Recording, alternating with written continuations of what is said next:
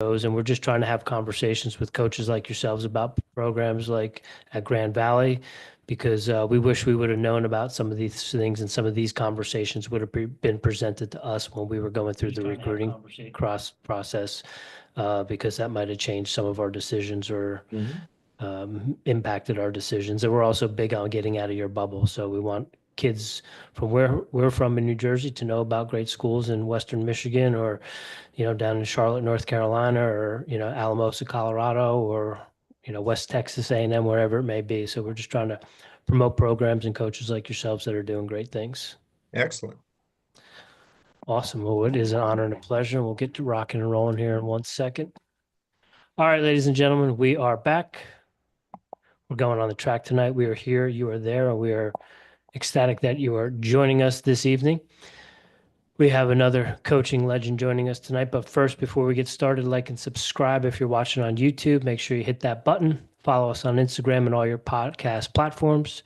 If you haven't already done so, please drop us a comment. Let us know your thoughts. Give us some feedback. Jump in and join the conversation. And if you're getting any value out of anything we're doing over here, you feel so inclined to support the show, you're loving what we're doing, buy us a coffee. Every sip fuels the next episode. And don't forget, while we're doing this, Airey Bros is all about spotlighting the programs and coaches we wish we knew about during our own recruiting process, wrestlers, runners, student athletes alike. This one is for you. If you need training, whether it's an ultramarathon, marathon, or a couch to 5K, we got you covered. Check out Black Sheep Endurance for all your elite running and nutrition coaching. Fueled by champions, built for the grind. Shout out to CS Instant Coffee, the athlete-owned and operated coffee brand, keeping us dialed in on the trails and in the gym and behind the mic. No waste, no weight, just elite all-natural energy in every sip. Go give them a shout. Go grab yours today over at csinstantcoffee.com. And on to tonight's guest. We got quite a pedigree here, so bear with me, folks. We got a lot to get to. There might be some acronyms in here as well. But tonight's guest is joining us from Grand Valley State University. He is in his 26th season. He's had 16 NCAA national championships, 75-time GLIAC Coach of the Year. He's coached over 1,068 All-Americans and had 78 individual national champions. And currently, there are 5 athletes and 3 alumni that have qualified for the 2024 Olympic team trials. He's built one of the most dominant NCAA programs in Division II history. And tonight, we're bringing you Coach Jerry Baltes from Grand Valley State University, cross country and track and field. Coach, it is an honor and a pleasure to have you joining us this evening. We do greatly appreciate your time, especially coming off of a long weekend at Nationals. Thank you very much, and welcome to the show. Well, I appreciate you guys having me. Yeah, it was a long weekend for sure down in Indy, 3-day meet, and I got coach's voice and all congested and whatnot, but it's great being here. Well, we are honored, and Jimmy and I are both familiar with that coaching voice. We've yelled at a few track meets and wrestling matches and tournaments in our day, so we do greatly appreciate you taking the time out of getting back and getting into the swing of things and joining us. Coach, before we get too into it, if you have anything you would like to promote, anywhere you would like us to send recruits, anywhere you would like people to find out more about the program, the floor is yours. Yeah, the internet's pretty simple these days. You hit Google and you find what you want to find one way or another. But we're at GVSULakers.com, GVSU Cross Country Track and Field. I'm at Baltes Jerry on the X. But yeah, just Google us. You'll find us. Our recruit questionnaires are online. Our websites are great. Our communications department's incredible. You can find a lot of videos and pics and on facilities and competing and all that stuff. So check us out. Awesome. And we will put all that stuff in the show notes for you as well.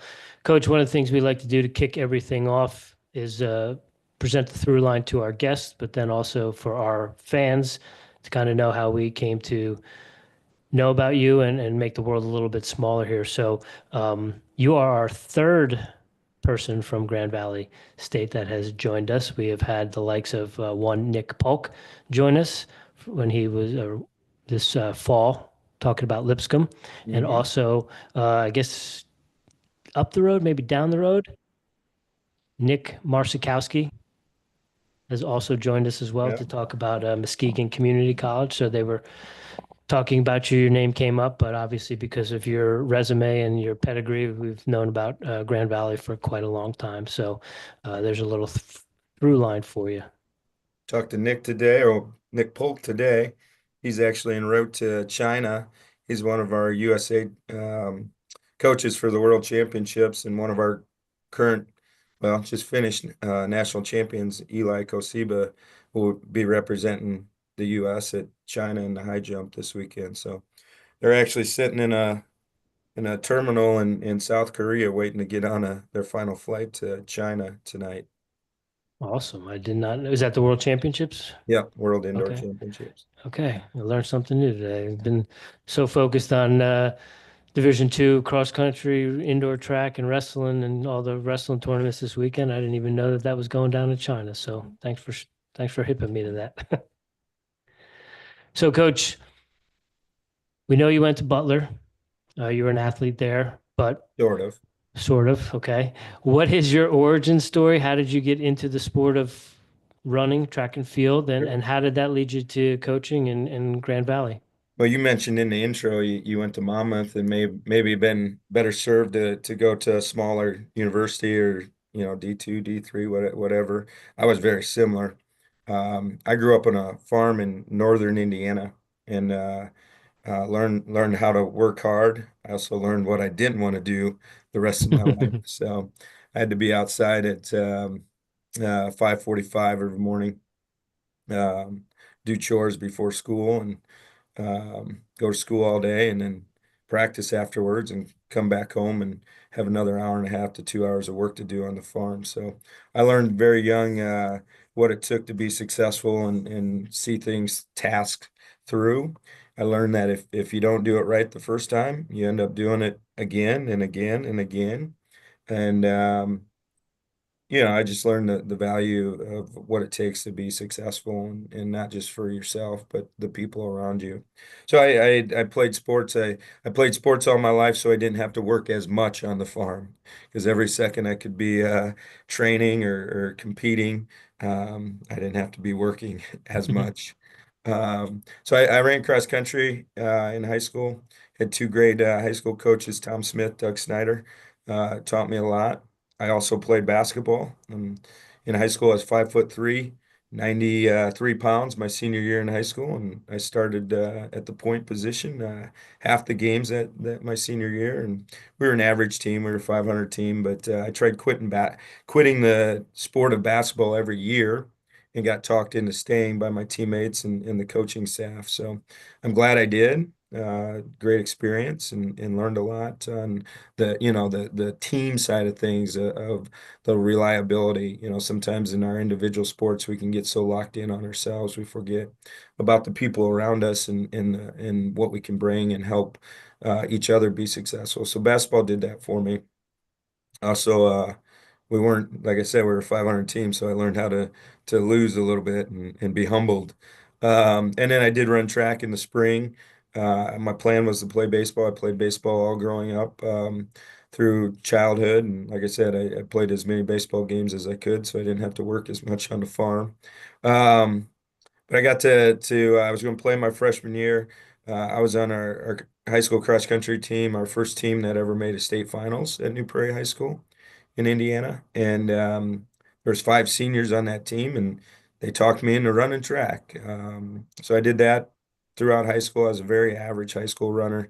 One of my teammates a year above me ended up going to Butler University.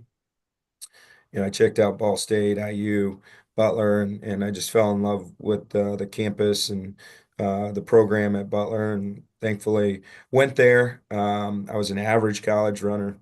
I got to run in some races. Didn't make much of a difference in the championship races.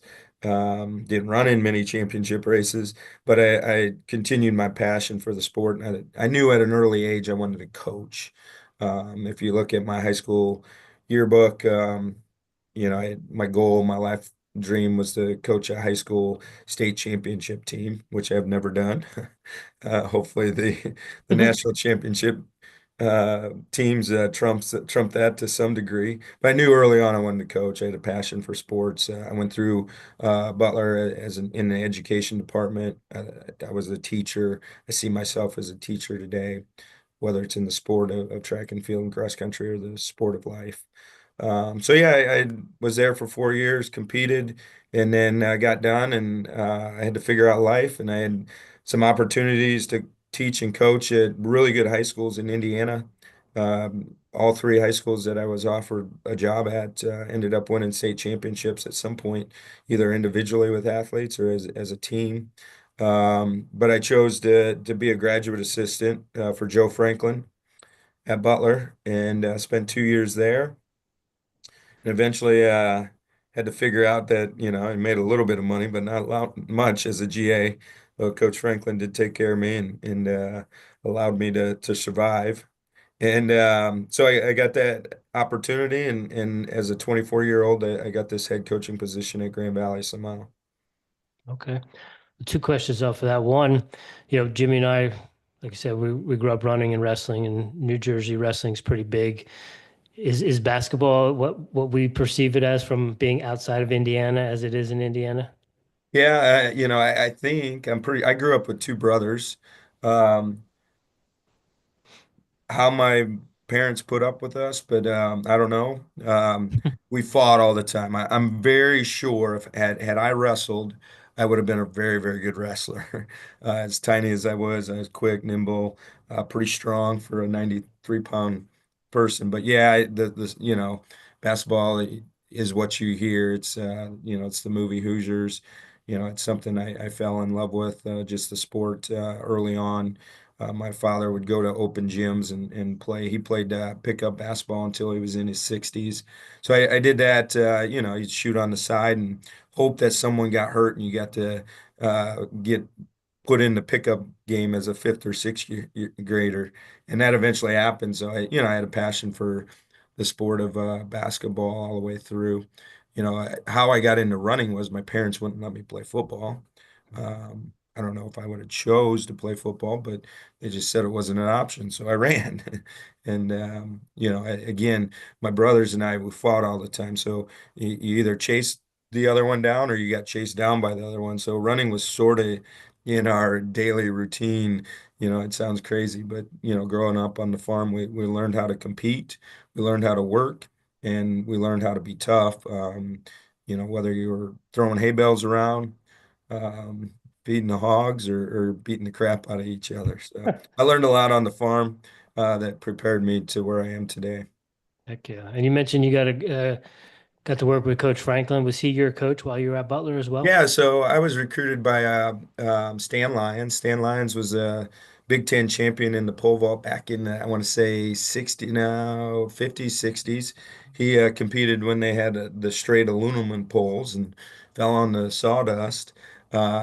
Stan recruited me, and I ran for Stan for 2 years. Then he got cancer, stepped away from retired from coaching, and that Joe Franklin was already in the program as the women's coach when I was a sophomore.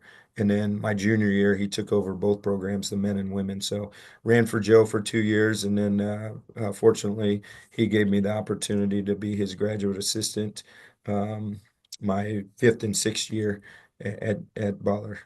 Okay, awesome. Is he someone you're still in contact with? Yeah, those first few years, the way I sum it up, you sort of talk almost every week. It seemed like maybe sometimes twice a week, and then over time, you sort of go your separate ways. So, yeah, we reach out every once in Yeah. a while, catch up at meets or whatnot. And now, I end up talking to my recent alums that are in the coaching world or the work world. So, but yeah, very fortunate that Joe gave me an opportunity, 28 years ago. Cool. Coach, you said you knew you always wanted to be a coach, and your high school yearbook said you wanted to coach a state championship team. When you wanted to be a coach when you were in high school, were you aware of all the other things that being a coach entails, or did you just perceive it as, hey, I'm gonna help these kids become better runners? did you know when I know you said you were a grad assistant at Butler, so you had some training as far as probably some of the administration stuff. Did you know that that was something that you were going to have to do, or is that something you learned in the time at Grand Valley?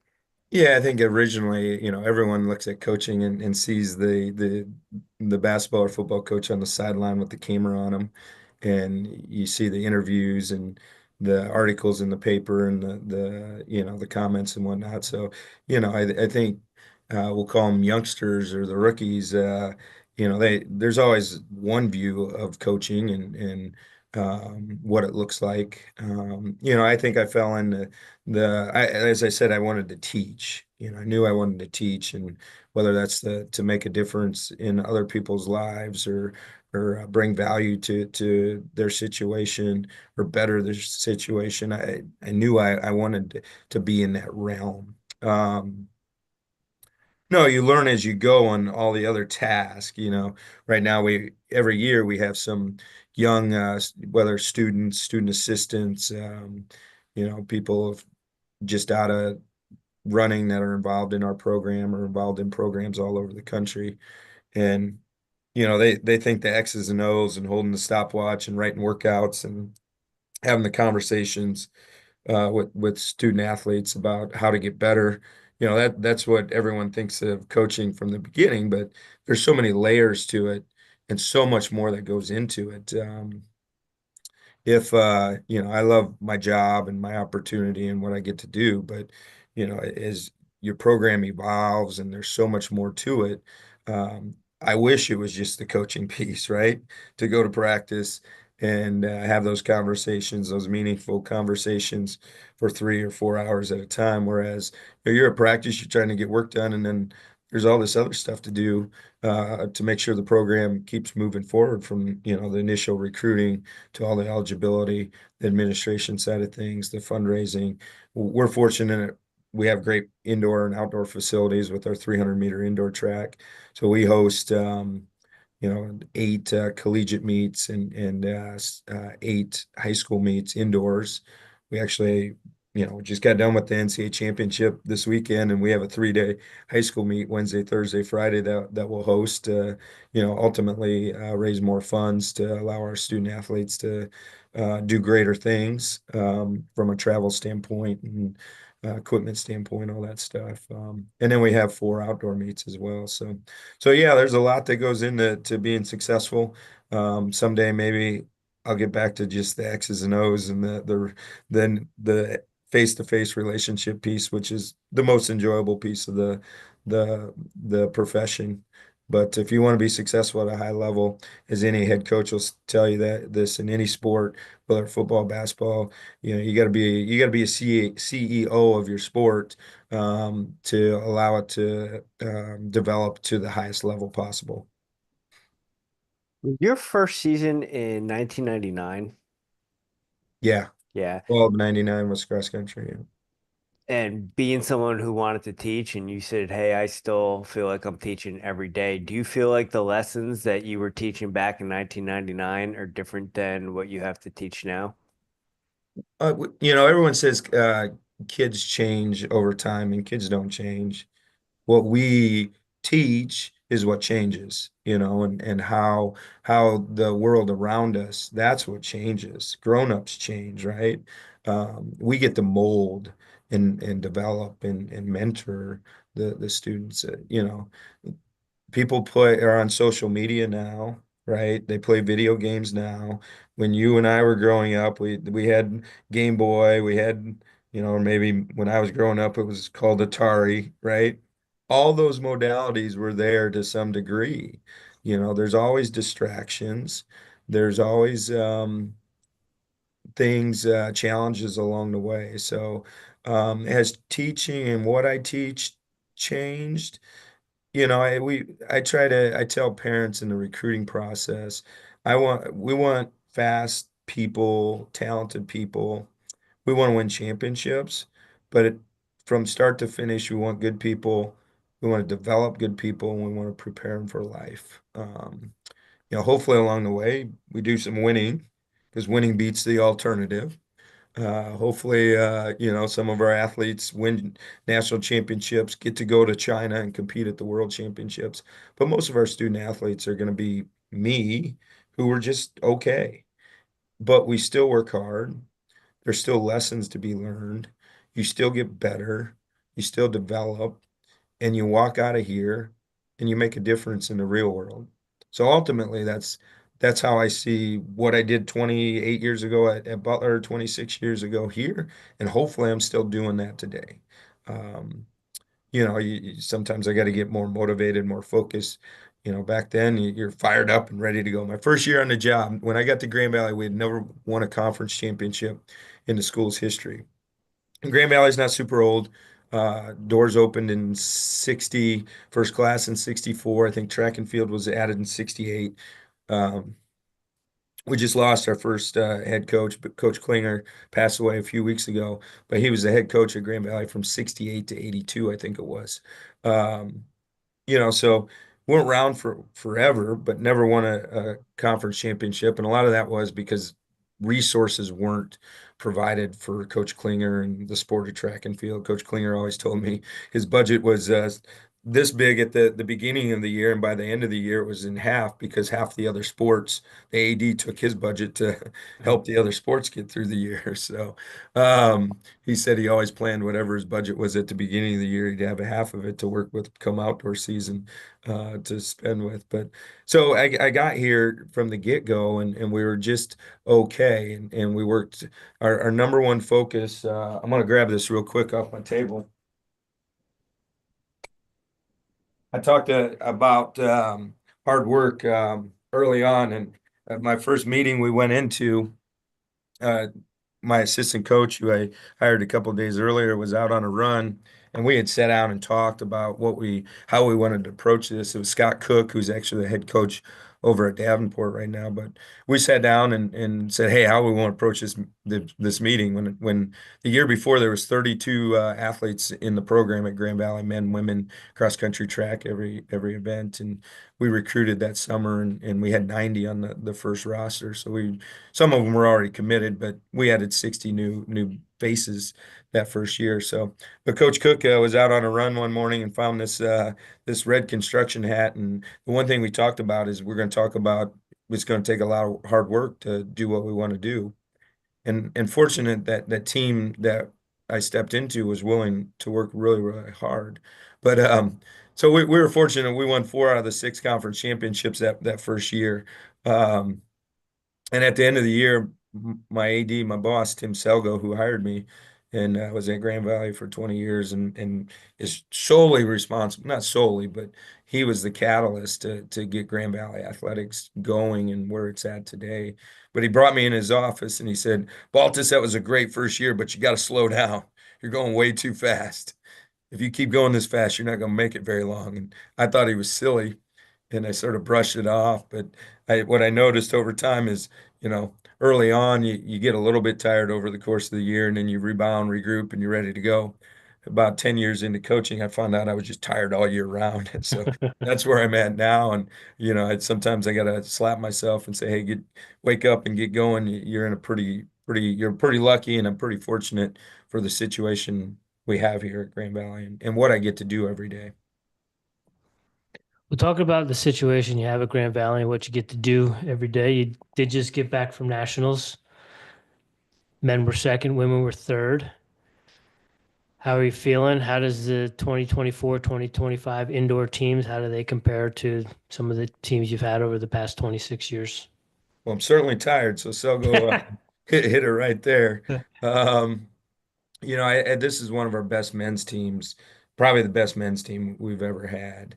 But as I think we all know, that just the sport of track and field continues to elevate. Um, we've got 4 high jumpers that have jumped 7.3 or higher on our roster. Eli's going to the world championships. We went 1, 2, 3 at the championships, and our fourth guy tied for 6th. We got incredible high jumper and Miles Kerner.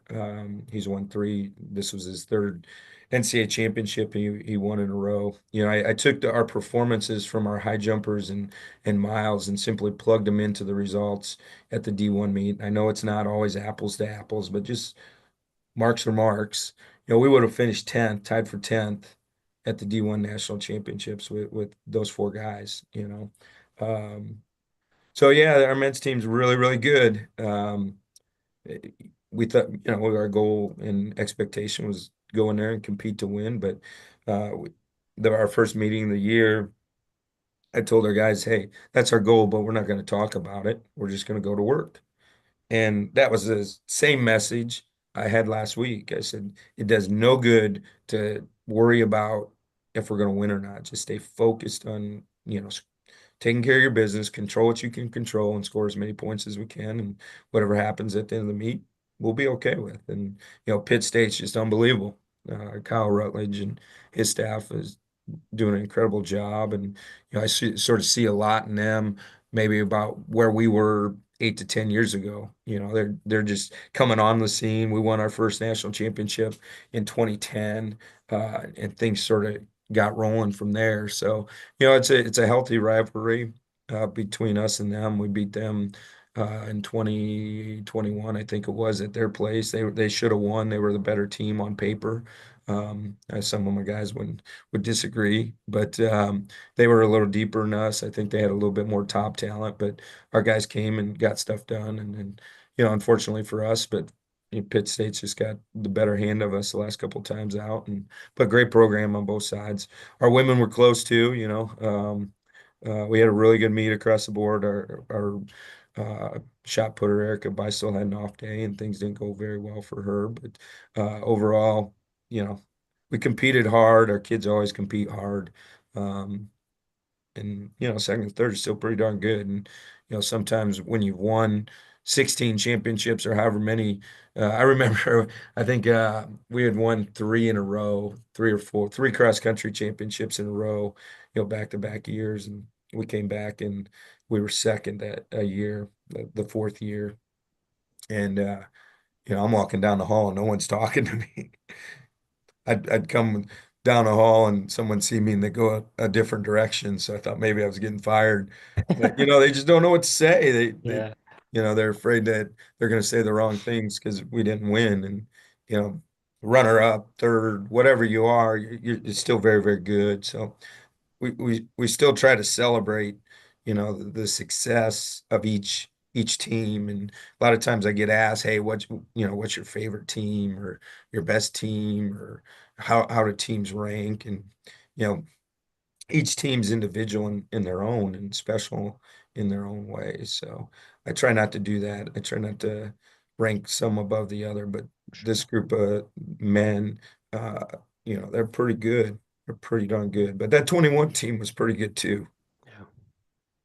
Coach, talking about that and winning 16 national championships and winning four in a row, and then you're walking around in the school and people don't know how to approach you because you didn't win. Do you measure the team based on the team that you have at that point? And how do you stay motivated with all those trophies behind you? Well, as I said, growing up on the farm there was always a competition going on.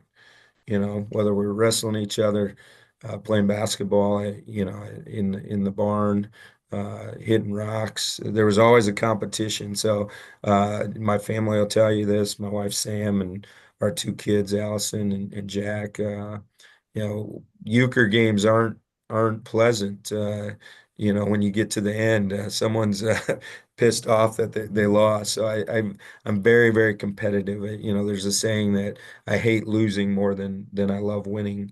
I just don't like to lose, but I got to keep it in perspective. Winning's Lombardi always said winning's not the everything, it's the only thing, right? So it's important to us. It's our expectation, but it doesn't define who we are at the end of the day. Our our AD this weekend, excuse me, got a email from the Big Ten tournament was in Indianapolis, and uh, there was a Michigan State older couple that was at our hotel and had interaction with our student athletes, and the couple wrote an email to our AD and mentioned how professional and just down to earth our student athletes were in opening doors and asking how they were doing, and not once, but multiple times through the weekend. So winning's important, but you know, developing our student athletes into well-rounded, positive, good people at the end of the day is the most important thing. And what we want to do for the parents that send their student athletes to us. So yeah, winning is important. I want to win. Um, but can't win them all. So we're going to focus on developing our student athletes, in all facets of their life. Getting a degree is important. Figuring out what you want to do in life is a big piece of this puzzle of college athletics. And the world we live in college athletics is crazy right now, right? I mean, so much of it at different levels is about the money, and I'm not saying that's wrong, but the good part of where we're at, we get to focus on what's truly important, and is preparing our student athletes so when they walk out of our doors, they're ready to be successful and do good for others. Yeah, Coach, I tell the kids that I work with, whether it's wrestling or running, I'm here to make you a better human first and foremost. Sure. And if we get better at wrestling or we run faster, then that's icing on the cake. But my first, as a 49-year-old guy coaching, maybe winning was a little bit more important, running faster was a little bit more important, and when I was in my 20s. But now it's all about making good humans. So I'd imagine when your athletic director tells you about a couple writing a letter about your student athletes, that in and of itself is a trophy. Hmm. Absolutely. Yeah. Coach, curious, with the influx that we've seen, it's kind of ebbs and flows. I feel like when I'm paying attention, but it seems like lately there's kind of been an uptick and an influx of international athletes across the board at multiple different levels. But Grand Valley, Pitt State, you guys get it done with homegrown talent, and specifically with you looking at the roster. I mean, it's Michigan, it's Ohio, you got some Indiana kids, but it's really Midwest kids that you're getting it done and getting it done at a high level. What's the recruiting process like for you? Yeah, and I have nothing against international kids. We've had our Sure. handful over the years, and we've had incredible ones along the way. Again, not just athletes, but incredible people and human beings. And Judith Esamaya, who won 4 hammer throws for us, is out at MIT working on her master's program and eventually her doctorate program. So we've had some incredible ones over the years, but it's just I think it's a little bit of a realistic thing. We're fortunate at Grand Valley that a lot of people do want to come to Grand Valley and go to school here and get a degree, and they want to be a part of our program. So um, a lot of times it's a dollars and cents thing, an international student that, let's just throw a number out, who's a 415 mile equivalent, needs a full scholarship, and I can get a 418 boy from Michigan to come here on no scholarship, right? So that's an easy dollars and cents thing. Um, Again, I want the right people in our program. I'm gonna recruit human beings over talent. Early on, I recruited talent and maybe got some bad apples or the wrong human beings in our program. And we focused on helping them develop into the best human beings they can, and they ran fast along the way. And there's nothing wrong with that. But we take pride in our culture and doing things the right way, and understanding that it's a process and it's going to take time to get better. Now, with that said, if I can get a great human being that's super talented, certainly going to go down that road. But a lot of times, you got to spend a lot of a full scholarship or a huge scholarship to get a student athlete that maybe we can get someone pretty close for less money. Or so I always explain this. We're sort of the money ball, the Oakland Athletics. We recruit, or we have a lot of um, rookies, and then as they become good, we try to reward them scholarship wise. So what's happened is we get these good high school kids and they develop at a high level. And I'm going to take care of our team first internally from a scholarship standpoint. So if someone comes in on a walk-on or a 5% scholarship or, a 20 to 40% scholarships, a large scholarship for us, and they come in and do great things, I'm going to reward them and increase their scholarship accordingly. So a lot of times it just doesn't make sense, dollars and cents, for us to go out and maybe run the risk of not knowing how someone's going to produce or down the road. And that, Michigan's a great state to recruit in especially in the distance events. And we've had great throwers over the years and the power speed, maybe not as deep, but we can find the right people. And then we've recruited the Midwest really well. And then the United States has recruited us a little bit, where we'll get, Baha Joni Church, who ran our anchor on our DMR this weekend. He's from Albuquerque, New Mexico. Now we got a little in. His father went to Grand Valley back in the 70s, so they knew about us, and we had a family from East Aurora, um, New York. They had five children, and the first three came to us. East Aurora High School, the McLaughlin's have a great program. The parents are the coach, and they knew we were a good program, so they wanted their children to come our way. So, I think it's a good mix. We focus on what's realistic in a really a 5 hour radius from a recruiting standpoint. Kids we can get out and see, kids that can get to campus easily, families can come and join us. And then the United States, those that maybe reach out to us and are looking for what we have, it makes sense. And then we've found the international students over the years, or the international students that found us, that have made sense. And you know, we'll take the right person that's the right fit from anywhere across the world. It just has to make sense for both parties. And I've never told an international student that we won't have a spot for them. I just say we can't do much for you financially on the front end.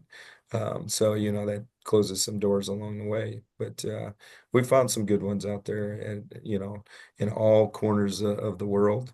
Um, so our door is always open for whoever, is the right fit, and the right fit from academics to human being to athletics to, the financial piece is real.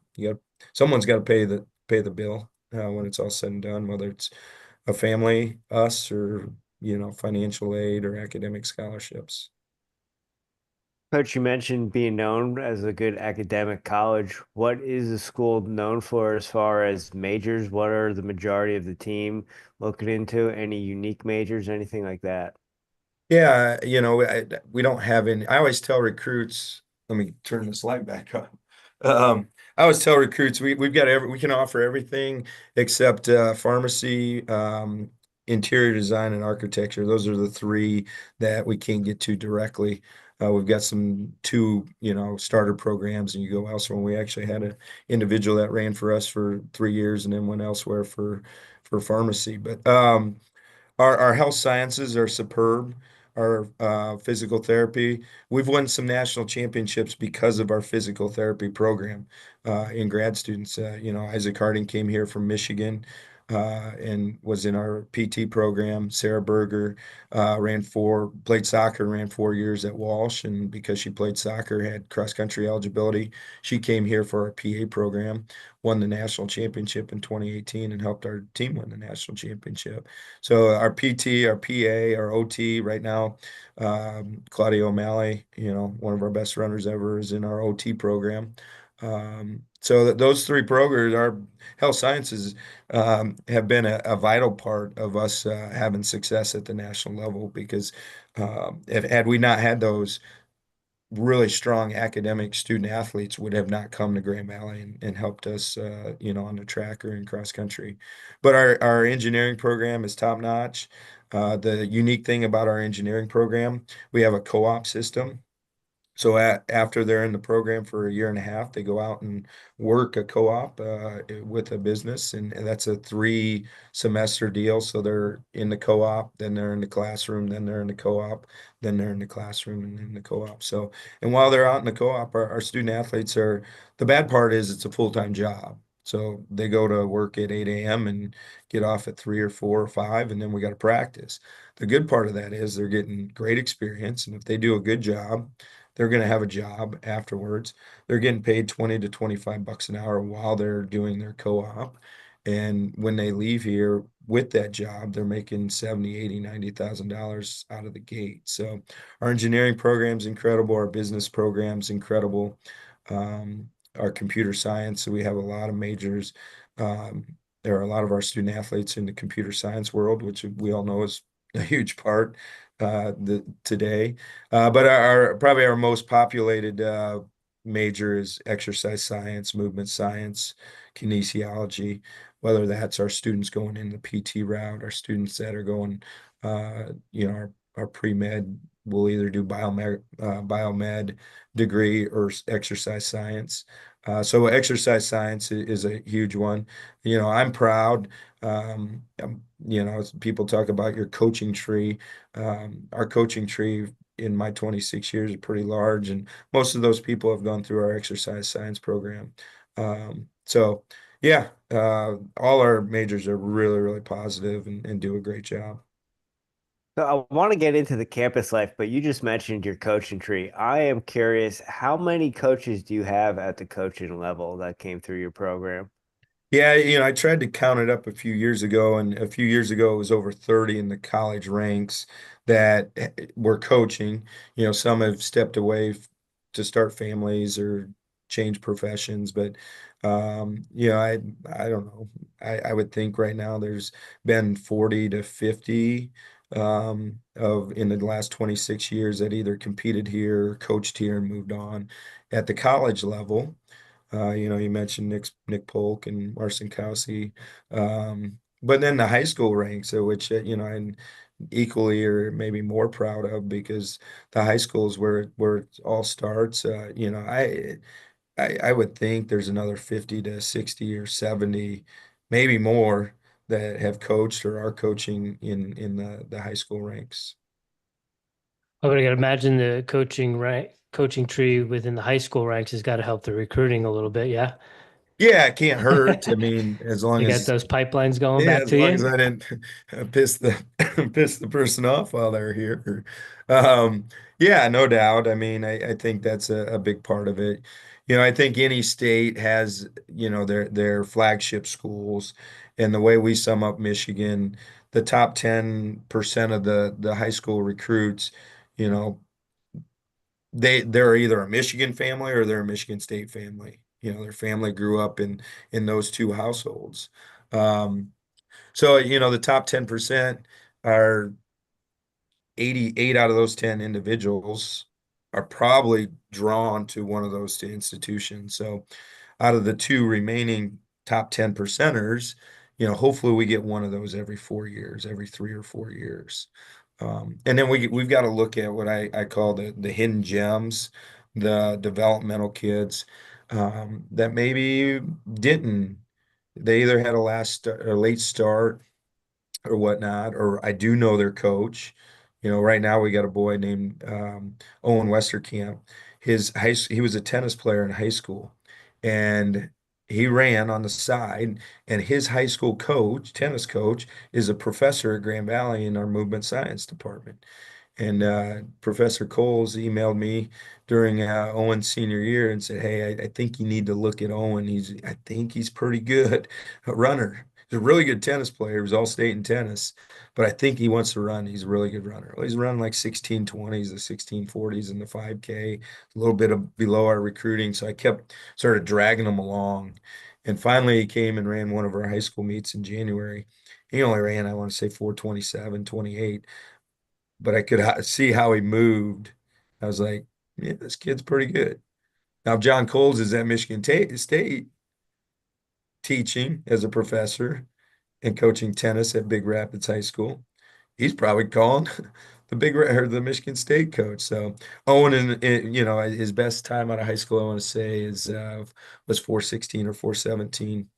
Ran 4:02 this year for us as a second year guy, and his ceiling's way, way higher up than what he's done. He'll break 4 minutes by the time he's done. But yes, those connections are key. Certainly our student athletes, our former athletes are key, but you know, you got to build trust and relationships with everyone, even the Michigan State alums and the Central alums and the Michigan alums, and hopefully they see the value of our program. And especially now, this day and age, with the roster limits, you know, hopefully we're able to get in, and some of those individuals that were diehard Michigan or Michigan State and now can't go there, hopefully we are the flagship place for them to go and say, hey, I want to go to Grand Valley. Whether it's because there's not a spot at Michigan or Michigan State, or Grand Valley is just a better fit for them. Coach, bringing up those two schools and them being two Big Ten schools that are so big, Michigan and Michigan State, what's Grand Valley's population like? What is the town Enrollment. like? Everything like that, enrollment? Sure. Let me ask you, what do you think our enrollment is? Any guesses? Unless you cheated already. 80, I'm gonna say 80, 8,500. I say between 5 and 10,000. Okay, yeah. And I think generally that's what people think. Before COVID, our enrollment was over 25,000. Oh, wow.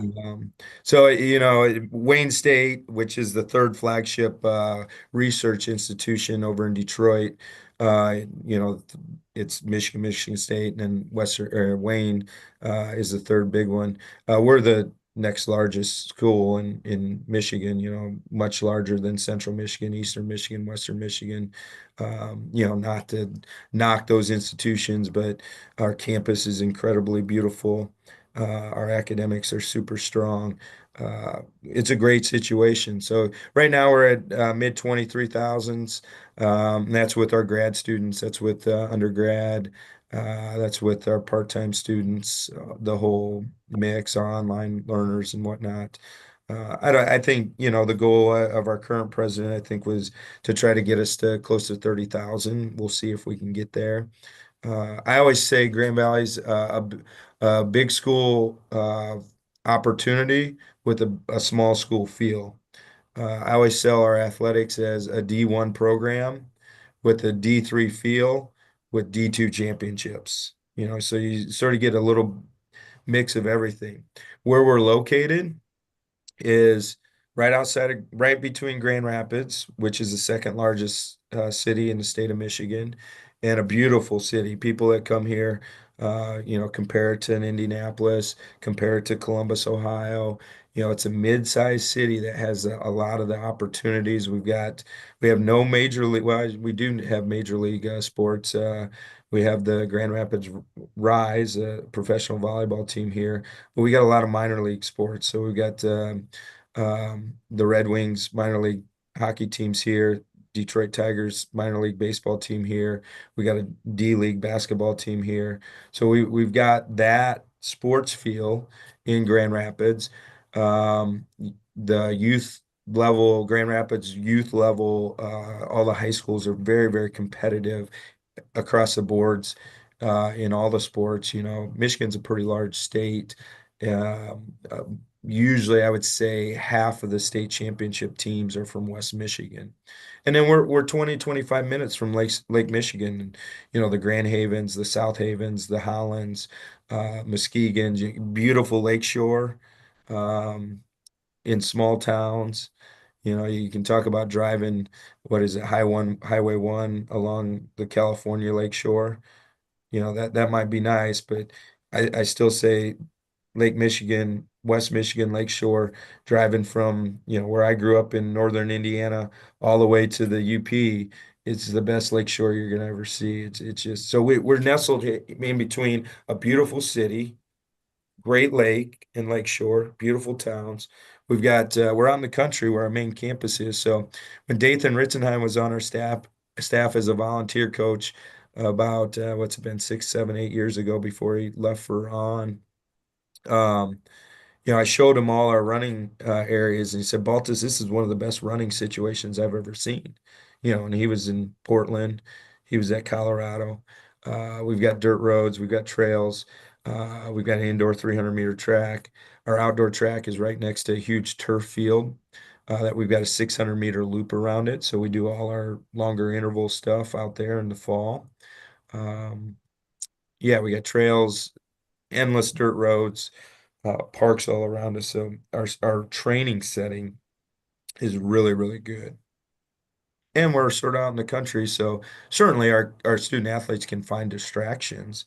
But one thing we talk about a lot within our program is we're going to do the right things within practice for the 2 or 3 hours we're together, but it's what you do outside of practice. So the less distractions and the better lifestyle they can embrace, the better off. If you're in a college town and you can walk out your apartment and or dorm and walk a half a block or half a mile down the road and find nightlife, there's a lot more distractions. So, we're fortunate.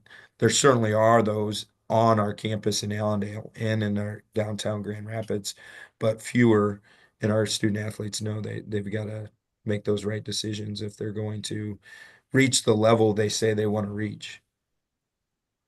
Get sore with the Eagles if you're out hooting with the Owls. Yep, exactly. Nothing good happens after midnight is what I always tell them. Yeah, yeah. Coach, I got one last one for you. Curious, doing the sweep and getting sixth in the high jump.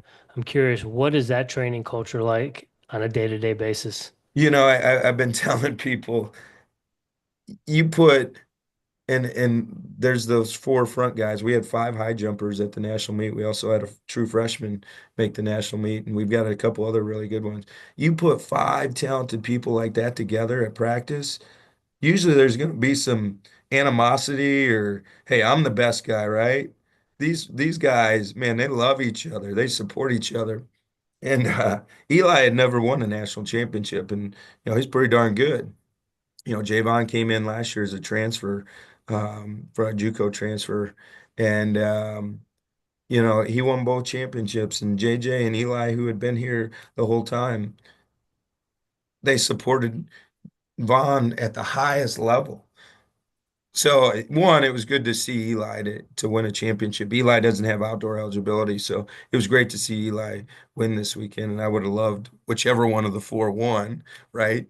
But it was great to see Eli win. But it was great to see Vaughn, who won last year, support him at such a high level. So, they support each other. They work hard. They lift each other up. They support each other. Coach Jones, our high jump coach, is incredible.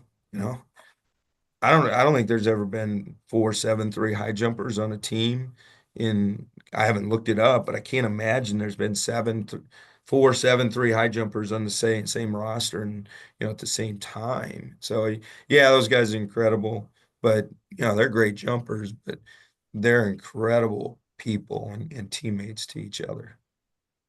And is that something that happened organically, or was that at some point you realized maybe as a staff, someone had to have a conversation to kind of, hey, we're all here No, to, yeah, no. I mean, I haven't had any yeah. conversations with them. I don't think Coach Steve has. It's just, JJ and Eli were been here from the beginning, and they're just, I was hanging out with the Wisconsin Parks head coach Nick Moss the other day, and JJ's from his backyard, and this was after the meet, and he was like, JJ's just the most incredible person and human being and humble. So that's who those guys are. They're just good people. And that's who we try to find. Sure. And not to say that we don't get bad apples occasionally or kids that make mistakes or screw up or make poor decisions. And we've all made those decisions. I've made plenty of them, along the way. And they're not perfect angels, but they're great people. And if they do something wrong, along the way, they embrace it and do better the next time. That's a saying I've used at home with my kids and I use with the team is do better. If you're not where you want to be or you don't do things the right way or you make a wrong decision, only one thing we can do is work hard, or two things, work hard and do better. I would add one thing to that. I always say own it, Sure, own absolutely. it and do better. Yeah. Absolutely. Coach, one thing Rich and I always say, our audience is probably sick of hearing us say this, is we love doing this. We get to have conversations with coaches like you, and then we have more teams to root for. So what can we look forward to going into outdoor? Yeah, three of these guys just had indoor eligibility. So Miles Kerner, our shot putter who won his third championship, Eli's done, and then Caleb Futter, who won the mile last year and dealt with an injury all indoor season, is most likely done. We're trying to get an outdoor season back from one of the COVID seasons. We're waiting to hear back from the NCAA. We're not super hopeful, but we'll see. Hopefully, we'll hear back in the next week or so. But those three are done. So, you lose three guys like that. You think your outdoor season's going to do this. And, certainly those are three really, really important people. But, we throw in Nathan Spitzley, who's scored in the disc the last couple years, so he's in the mix. After the meet the other night, we sat down and we acknowledge the seniors and the guys and gals we're gonna lose. But in that same group, we had seven true freshmen or seven true or redshirt freshmen in the group. So the future is bright. So I think we'll be competitive. Again, we're not going to focus on winning. That's our goal. That's our expectation. That's understood. Pitt State's going to be really good on both sides. We do add some women into the mix that didn't have indoor eligibility. So Claudia Melly's back in the mix, and she's been in the hunt for the 1500 championship the last few years. Anna Tucker, another PT grad student from Hope College down the road, was third in the 5K indoors last year, and then dealt with an injury outdoors. So she'll be back in the mix outdoors here. So we had some firepower back, and that our throws program and Coach Conley do an incredible job, and we're a good indoors program, but you got two more throws events outdoors. Not that we do much in the javelin, but our hammer throwers are really good, and our discus throwers are really good. So I think we'll be pretty competitive across the board. We'll see where that lands us at the end. The one challenge is we're going to Pueblo, Colorado. They're about 4,500 feet altitude. So, those altitude teams have a little bit of a distinct advantage on us to start with, but we'll go out there and we'll compete, and I'll just make them hold their breath training here a little bit more to learn how to run without oxygen. Well, we will be rooting you on. You say you can invest in some mouth tape. Well, I'll tell you this, we ran really fast the year of COVID when we were supposed to be wearing masks to train in all the time. I keep going back to that. I'm like, maybe we should start wearing those masks when we have practice again and breathing less oxygen in. Clothespins and Yeah, snorkels. sure. Coach, is there anything about Grand Valley that we haven't spoke on that you want the audience to know, or potential recruits? Well, I think we've had some great coaches to go through here, both from my staff. But if you look at the individuals that have moved on, the Brian Callys, who Central was successful at Central Michigan, Cincinnati, Notre Dame, and now LSU. Chuck Martin, who's at Miami, Ohio. Um, and not just those two football coaches, but across the board, all our sports have had great coaches move on to other places. And we've had people stay here a long time, like I have, and it's just been the right fit for my family and where we're at and who I am.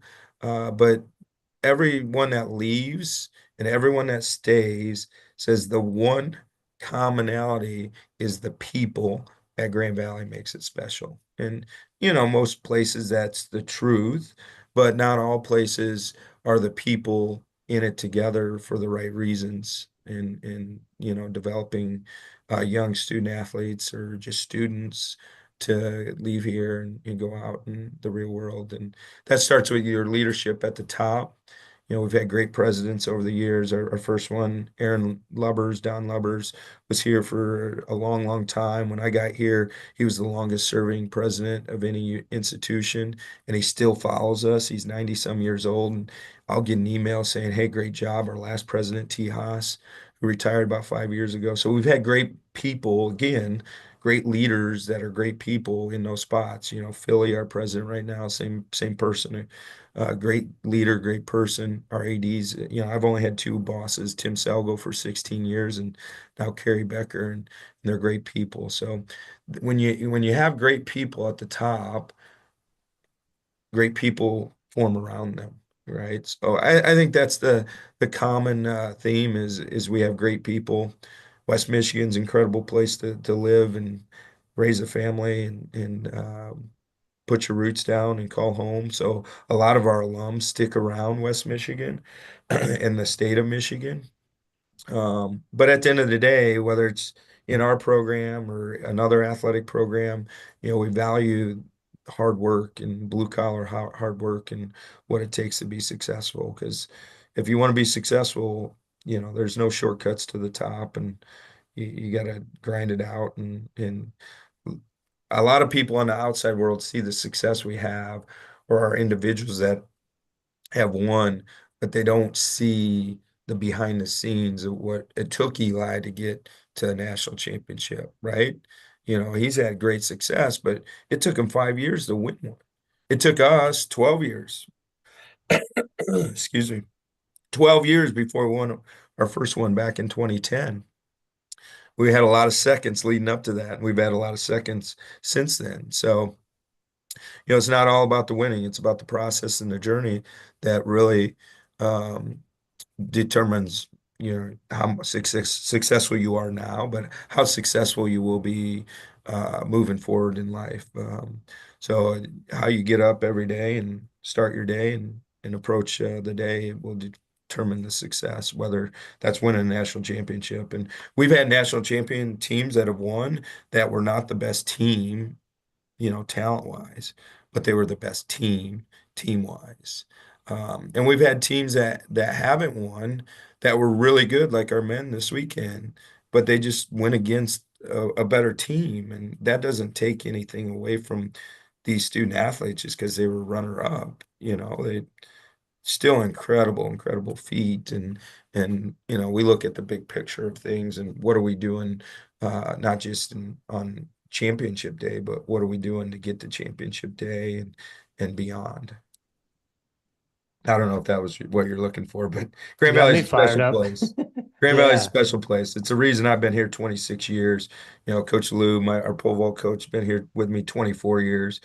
Coach Steve, jumps coach 17 years, 18 years, right? It's a pretty good place, and we've had coaches move on for good reasons, but we've had a lot of coaches retire here as well, after long careers because it's a pretty special place. Coach, how's those sunsets over Lake They're Michigan? pretty nice. My daughter loves her sunsets. We're about a 25, 30-minute drive to the lakeshore. And our daughter, Allison, who's a sophomore here at Grand Valley, during the summer, she probably makes 20 to 25 trips out to the lakeshore just to watch the sunset for 10 minutes. There you go, Jim. I see what you're doing, Rich. I see It's what you're pretty doing. nice. If you haven't been here, you got to come to Grand Haven. You got to come to Michigan and drive the lakeshore from South Haven, Grand Haven, Petoskey, all the way up to Charlevoix, Traverse City. Do the whole strip. Spend a week here, do the strip, and you know, I'm sure Jersey Shore is pretty nice, but this is way nicer. Put it Yeah, on the list, Rich. I've been to like Detroit area a couple times, and I've also been to the UP once, but I would imagine like Western Michigan is a whole different vibe. It's a whole different vibe. Yeah. West side's the best side. Nice. Final four, Rich. Let's do it. All right, Coach. Are you a coffee drinker? Nope. I No. drank coffee when I was like 5 or 6 years old. I tell my team that's why I was 5'3" in high school. It's kind of gross. So I tell the I, same story. no coffee. All This is right. my coffee. A little bit of caffeine in there, but I try to stay away from the caffeine.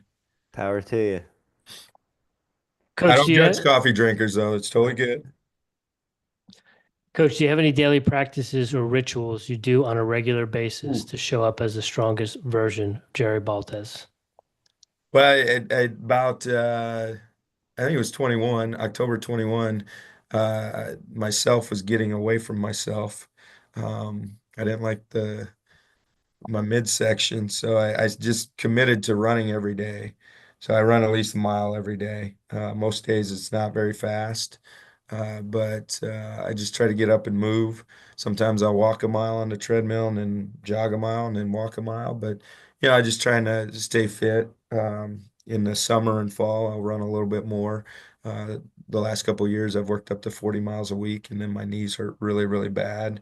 So I go back to running a mile or 2 miles a day. But that's probably my biggest ritual is just trying to be active and stay moving so I don't get old and fat too fast.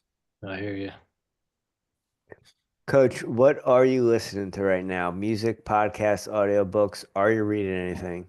Uh, I like to read, but I get distracted very, very easily. So I have a habit of picking up a book, getting into it, and then putting it down. I like history. I'm a big Abraham Lincoln guy, so I've read a lot of Abraham Lincoln books. But I've tried to branch out. I'm fascinated about the beginning of our country. So I love history stuff and just how did things work back then and how do they work now? And some things are similar and a lot of things are different. Music wise, I'm a listener of everything. I'm not a, I have no music ability in my bones whatsoever. But I'll vibe with everything out there, whether it's what the jumpers are listening to or, our kids that listen to country or, I'd say my least, I'm not a big rap person, but I'll listen to it if that's what the kids are playing in the van, on a road trip. So, Coach, last one we got for you. It's a lighthearted one. Could be anything. Maybe there's a unique food item in Western Michigan. Maybe it's a craft beer. You mentioned you have some daughters. Maybe you're a closet Swiftie. Do you have a guilty pleasure? probably too many of them. And it changes from time. Probably chips and salsa is my go-to as I eat a lot of chips and salsa over the course of a year. Yeah. So I'm not my ch- my wife's a great cook. My daughter's a great cook. So food. I eat a lot of food, and that's why I've got to run a mile every day. So. Are you a Tostitos kind of guy? Yeah, is there something unique out No, there? I'm not. I'm not that picky on them. Just put the chips and salsa. And I used to be a chips and salsa and ranch, mix the ranch and the salsa together. And I've tried to stay away from the ranch lately, but sometimes I do and sometimes I don't. Tell me you're from Western Michigan without telling me you're from Western. Actually, you're from Northern Indiana, so Yeah, there you go. There you go. It's not too bad. I grew up 7 minutes from the border, so okay. 7 miles. Coach, thank you so much for coming in with the Airey Bros after just being on the road for the weekend. We greatly appreciate the conversation and enjoyed it. So thank you for your time and go get some rest. I appreciate you guys. Anytime. Thank you. Go Again, Lakers, thanks. anchor up. Yes, go Lakers. We do appreciate Coach joining us tonight. We will be back tomorrow with Coach Zach Daniel from West Texas A&M. He'll be joining us. We'll be going back on the track. We'll be talking about how they fared at Nationals over the weekend in Indianapolis. But we do appreciate Coach Baltes joining us this evening, and we appreciate you tuning in and joining us as well.